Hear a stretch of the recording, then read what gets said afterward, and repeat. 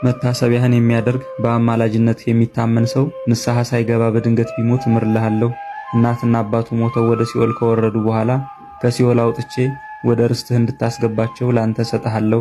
ልጅ ባይኖረው ልጅን እሰጥልሃለሁ። ዘሩንም ቆጥሬ እስከ 15 ትውልድ ድረስ እምርልሃለሁ።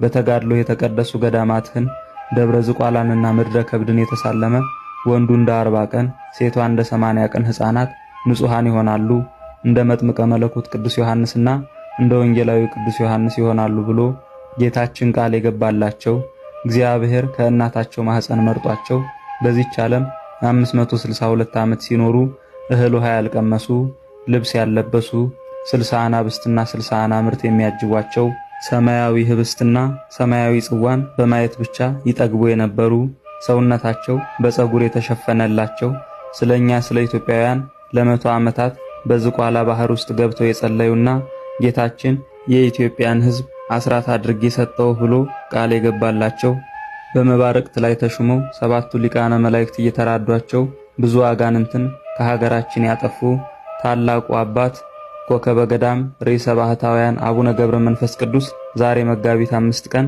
ያረፉበት ዓመታዊ የመታሰቢያ በዓላቸው ነው። ለእግዚአብሔር ምስጋና ይሁን። እኛንም በርዕሰ ባህታውያን አቡነ ገብረ መንፈስ ቅዱስ ጸሎት ይማረን ይቆየን።